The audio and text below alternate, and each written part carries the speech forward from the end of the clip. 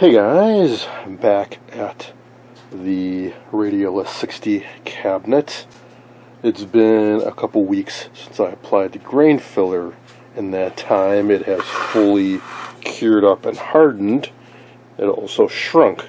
So now what had been a smooth surface shortly after I applied it is now rough again. That's what often happens, especially if you have really open grain wood. There is some shrinkage as the grain filler sets up. So what can we do? Well, a few options. One, just go with it. It's better than not having any, but I want to do better. So one option, if it wasn't that bad, you could put on several layers of sanding sealer or some heavy-bodied finish. You could even start putting on clear lacquer and then sand it down. You're going to waste a lot of material, a lot of product, because you're going to be sanding most of it away. You're just trying to fill in the voids. I don't want to do that. That's a lot of sanding and it's a lot of effort. Or we can do another round of grain filler. That's what I'm going to do. I'm sure it's settled down since I last used it, so I'm going to mix it up again, apply it again, just as we've done before, scrape off the excess. After the second round, after it sets up, if there's a little bit of void here and there, I'll either selectively apply more grain filler or fill it in with the sanding sealer. Sure enough, the can has settled quite a bit. Now, I don't think we're going to need very much because the bulk of it has been filled in. I'm also not even going to bother with a brush. I'm just going to scrape out some of this and put it on pretty thick and just smear it around. A giant tongue depressor here. Smear it on good, and then let's just go right to the expired. Actually, it's not even a credit card, it's a health savings account card. So if any of you thought you might steal my credit card info, sorry. It's not actually a credit card, it's also expired.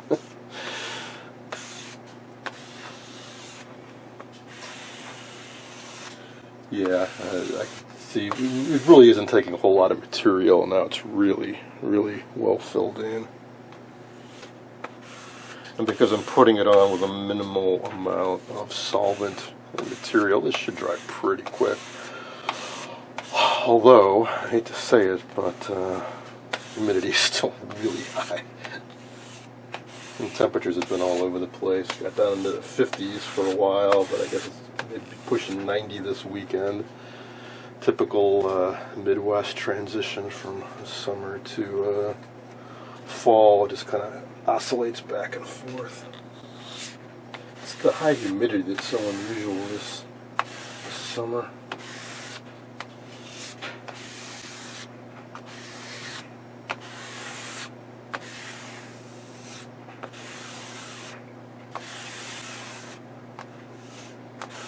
This takes some practice. I've suggested in the past folks just grab some scrap wood or an old cabinet or something, just play around with this stuff to get a feel for it before you plunge right into some major project.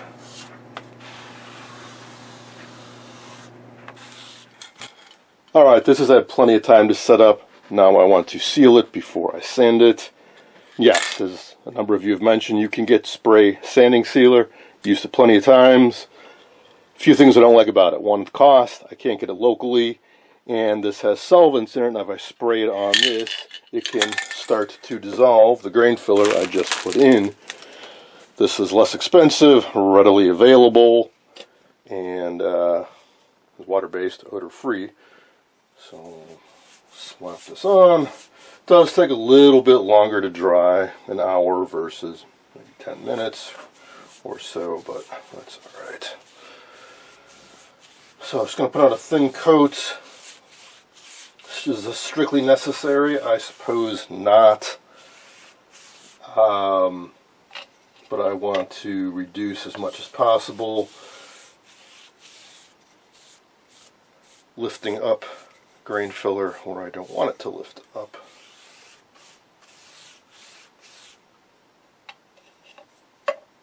After this, it should be smooth sailing. It's just a matter of toner lacquer, clear coat, rub out the finish. At least that's the theory. I've gone through all my cans of lacquer. I'll pull them out in a moment and show you what I have to work with.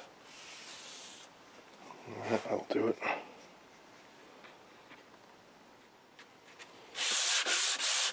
Now first we're just going to be sanding off the sanding sealer. As we get through that, it's going to start getting some color to it as we get into the grain filler. So the goal here is to, well, remove as much as we need to get a perfectly smooth surface. But using a very flat sanding block, notice we have a spot here that's already about where I want it to be in the end. That's because this top is no longer perfectly level. If I was to keep using a sanding block and keep going over this area, I would end up sanding down deep into that area before I got to the surrounding areas. So unfortunately, you got to keep an eye on things and use a sanding block. If you're going to try using a sanding block, only use it where you can. When you start seeing something like this, I'm going to have to switch to alternate methods, which is basically using my hands and more carefully going around that area. But this is the goal, to get it to where, I'll zoom in for you. We want to get it to where we can see a lot of the real wood, but it's perfectly smooth.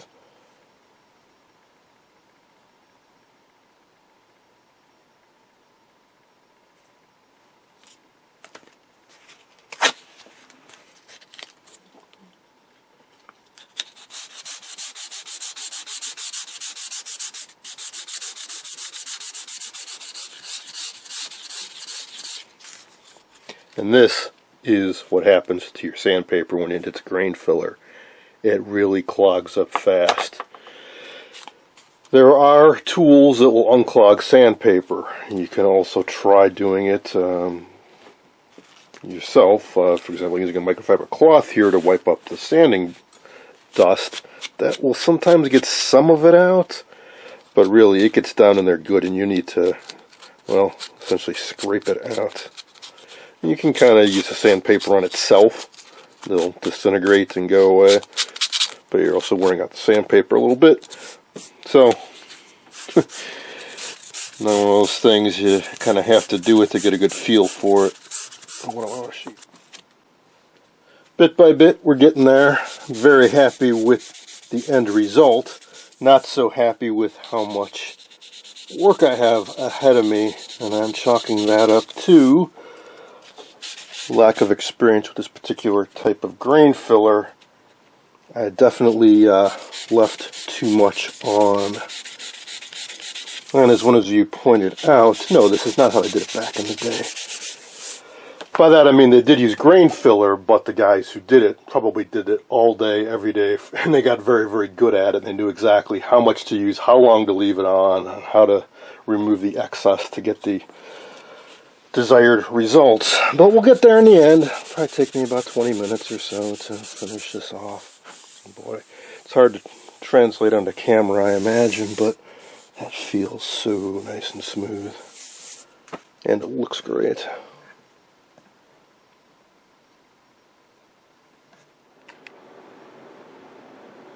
As I'm going over this, I noticed something I thought I should bring to your attention. And that is that if you use a tinted grain filler, it can draw attention to defects in the wood. For example, there was a little bit of a depression here. Well, now it's filled in with the darker colored grain filler, so it stands out more. Similarly, a few depressions here and there. Got these gouges on the side. Now these, I could dig out the grain filler if I cared to. Some fine scratches, a little bit amplified. And along here. And here's one that was going straight across the grain. Luckily, it's fairly shallow, so it's not terribly noticeable, but you can imagine if there was a deep scratch going right across, you'd end up with a very dark line. I suppose there's a few options. One, before we put grain filler, we could have sanded this more aggressively and get rid of all the defects. It is veneer, it's thin, but the older veneer is a little bit thicker than the stuff they sell these days, so you have a little bit more to work with. Or you could possibly use clear grain filler. They do exist. There's a company that makes a product called Crystal Lac, I think. It's also water-based. I've heard it's tricky to work with, but it came out around 10 years ago, and they still make it, so at least some people have found it to be a useful product. Just wanted to point out some potential issues you may run into with grain filler. Oh, and another option too is that you could fill in the defects, deep defects anyways, with wood filler, more traditional type of wood filler. Here we are about 20 minutes later. Very, very happy with the results. Alright, from here on out, it should be much, much easier. And believe it or not, there's not a whole lot left to do. What's left is to put some color on it and clear coat it. Alright, so we need to decide on color now. My plan from the beginning was to use stuff I have on hand, and I do have a decent selection of toner lacquer, and that's what we're going to use to put some color on this. The outer trim here is much, much darker than this. Initially, or originally, it looked to be opaque, whereas this just had a little bit of color to it. It's pretty rare that wood doesn't look at least a little better if you put some color on it. So we're going to put a little bit of color on this. So this is mahogany. You might think, oh, we want to put mahogany toner lacquer. Nah, that's too red. At least with the Mohawk type. So they actually have a red mahogany. It's really red. I think they just have a mahogany, which is still pretty red. And what they also have is brown mahogany. And that's what we are going to use. Now, one thing you want to be careful of is that you get the right type. Notice this starts with M100, and they call it Ultra Classic Toner. Well, hey, this is also brown mahogany, but notice it's M101, and it's Tone Finish Toner. This is opaque. This is pigment-based. This is dye-based. We want to go with dye-based toner for this. It's like stain. It's lacquer that has some dye added to it. What's the benefit? We can get a really even coat of color in seconds, really. Now, this is two different colors, so we want this to be much darker than this. So we're going to have to do some masking. So we have two choices. We could mask off the whole center and then spray the trim, and then mask off the trim and spray the center. That would be a ton of work. Since this is going to be much darker than this, we can spray this without masking anything off. So we're going to do a light pass of the brown mahogany. You don't need much. It's really easy to put too much toner on. If you do that, one, it'll end up being too dark, and two, it's really hard to get an even coating if you put a lot on. So we're going to do 2 light passes and try to stagger our passes. This doesn't need a whole lot.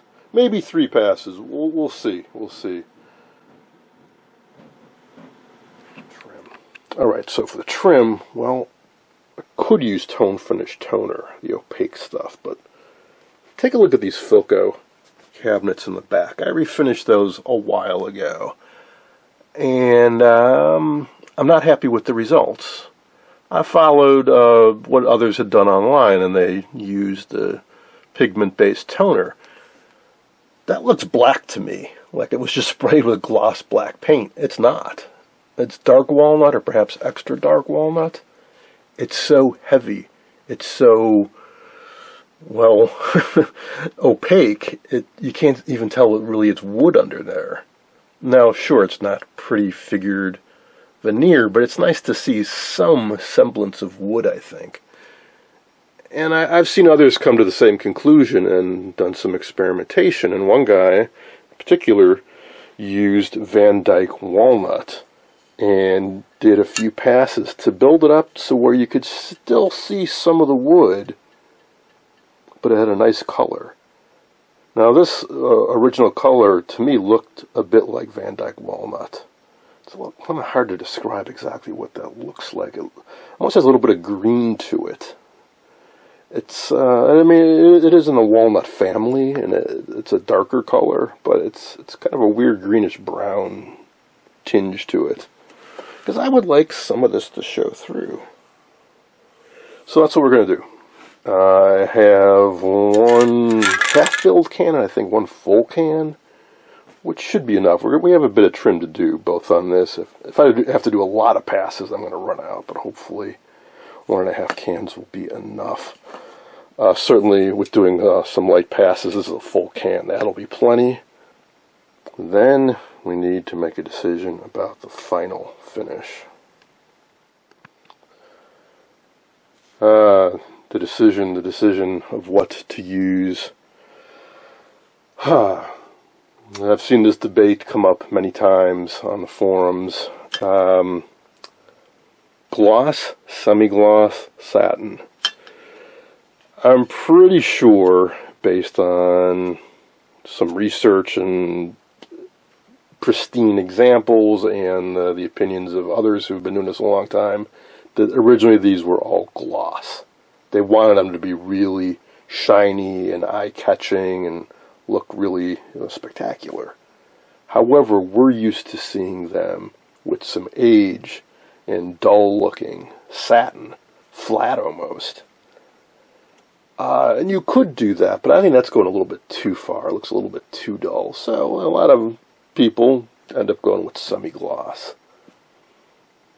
There's another way you can do it, though. You can go with gloss, which supposedly is a little bit tougher finish.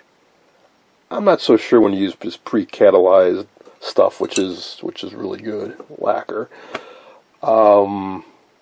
Supposedly the flattening agents they add to it, because that's what they do, is they contaminate the lacquer to make it flatter, that it weakens the lacquer. Perhaps. I'm not sure. But what I do know is that you can go with gloss and then knock it down.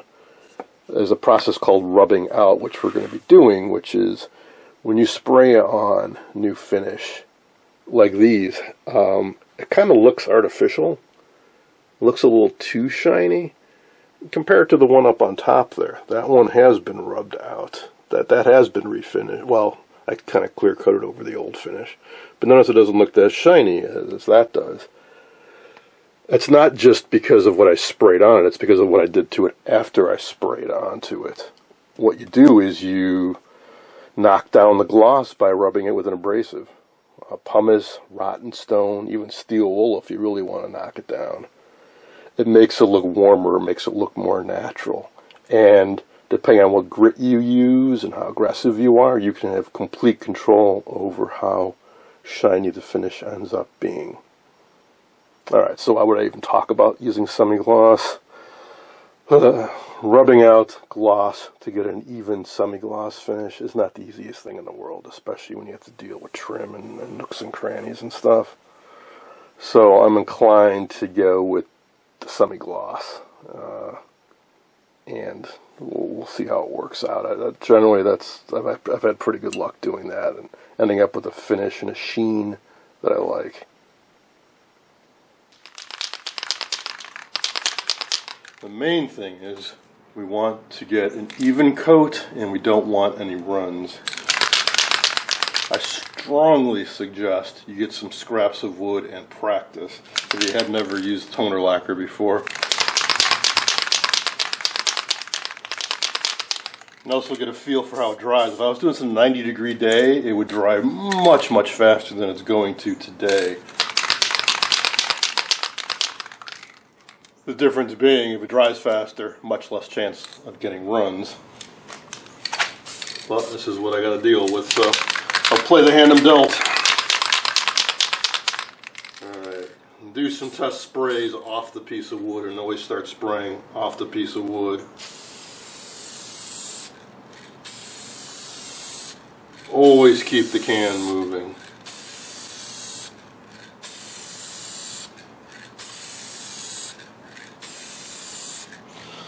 Alright, now I'll try to do a second pass, and I'm going to start from the opposite side and try to do a little bit staggered from where I sprayed on the first pass.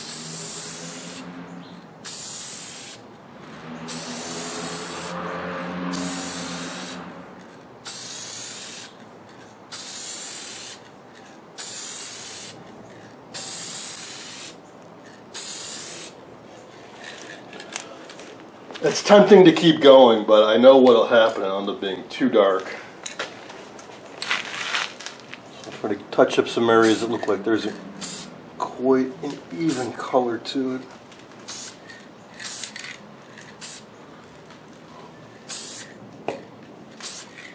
Alright, I think that's good enough. Let that set a bit and then clear coat it.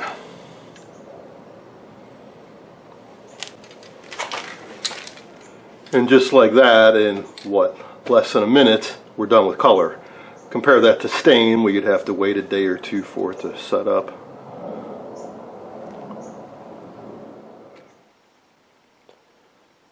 Alright, let's put some toner around the perimeter now. I'm going to try using this Van Dyke walnut. But before we do that, let's talk about what's going on in the middle here. It's been a few weeks since I sprayed this.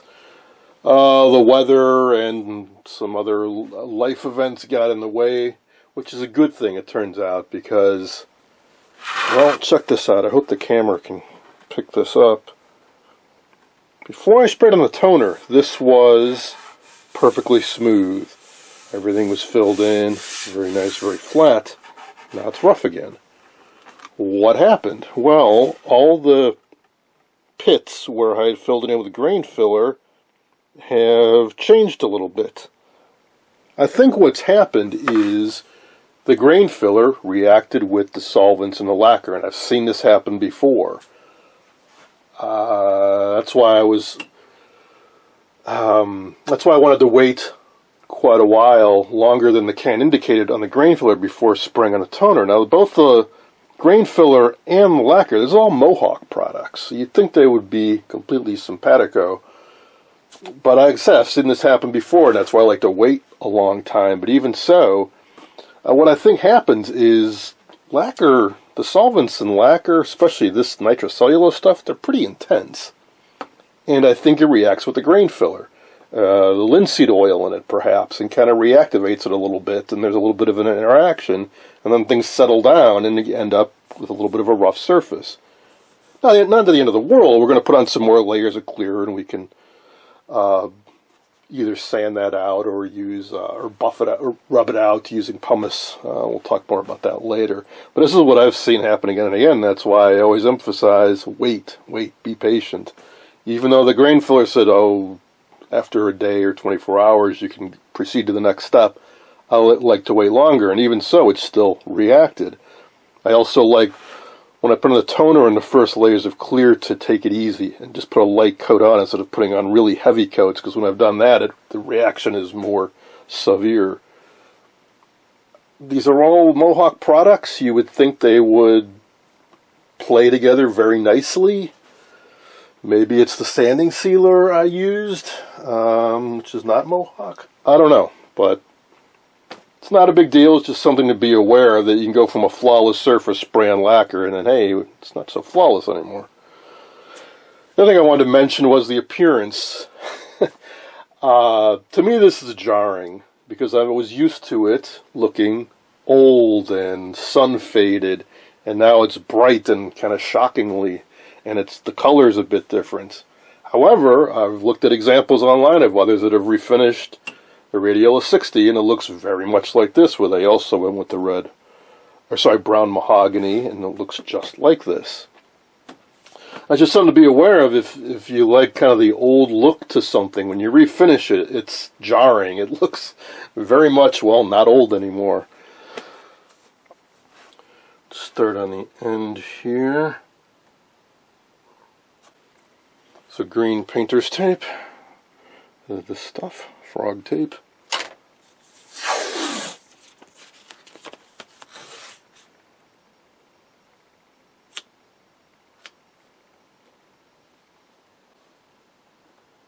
Lay it down carefully, then go back over and apply more pressure. And here's a tip I learned from doing house painting. Doing mask it for the first pass, we are not going to use color. We're going to use clear. Why?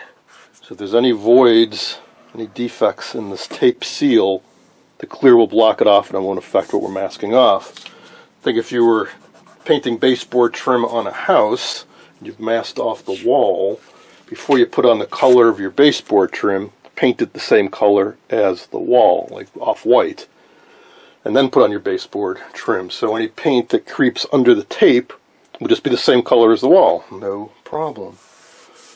Alright, so that's that. I'll come back later with a razor blade and get the corners. I'll just work my way around the rest.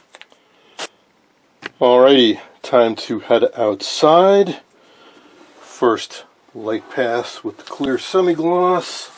Wait a few minutes, and then start with the Van Dyke.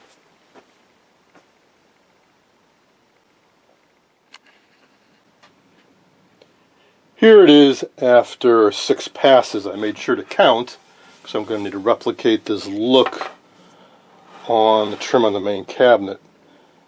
Now, I did this out in the garage without the greatest lighting. Well, actually, so here's the thing. Toner lacquer, it can look very different under different lighting circumstances. It's very easy when you're spraying outside under bright light to think it looks great, and you bring it inside, it looks almost black. It's so dark. So I'm kind of checking this out under different lighting conditions. It looked pretty good outside. Well, it looked a little bit on the lighter side outside. And now I'm inside. Actually, I have really bright light shining on it right now. This is more like normal room lighting. And I think you can see it looks quite a bit darker. Now, one downside to using toner, as I'm seeing now that I can get it inside and kind of look it all over, is, so I sprayed this, I had it elevated, and I tried to spray it as much at a right angle as I could, but when you've got molding like this, it can be tricky to get it around thoroughly. So I see, especially on the underside of the lip here, I'm going to need to spray that. The only thing I haven't talked about is the inside. I did not bother with grain filler on this. This is the inside of the top lid. I don't see any point in doing that. But I did hit it a little bit with the same brown mahogany toner, and I'll clear coat it. So when you open up the lid, it doesn't look jarringly different. Now, I don't want to remove this masking, so I can't really see how good the contrast is, other than to kind of flip it over. So it's definitely not as dark as the original was. Perhaps it should be a little darker, but we have storms rolling in. So I'm going to look it over and make note of any spots where I think it needs more, like along this bottom edge. And I think I'll go back out and do 2 more passes, trying to get more of an angle from below. Here's how it turned out. I'm quite happy with the results. And it's funny how the lighting affects the appearance so much. If I reduce it a bit, the trim looks almost black. But under bright light, it doesn't look a whole lot different than the top does. But in normal, everyday room interior lighting, it's darker. It's clearly a color distinction, and you can see a little bit of the wood grain underneath. That's exactly the look I was going for. I don't like that completely solid, opaque look. Alright, here's what the back side looks like. Next up, we put on coats of the clear lacquer. Put on a bunch of coats, sand every 2 coats or so. Get any fuzzies out that might, it's inevitable a little bit of dust or something will land on it. And we'll let it cure for a few days, and then we'll rub out the finish. While I'm doing that, I'm also going to get back to the main cabinet, because of course I need to do all this for the entire main cabinet. I'm going to leave you off here. Hope you guys enjoyed this video, maybe picked up a few tips and tricks along the way. Thanks for watching.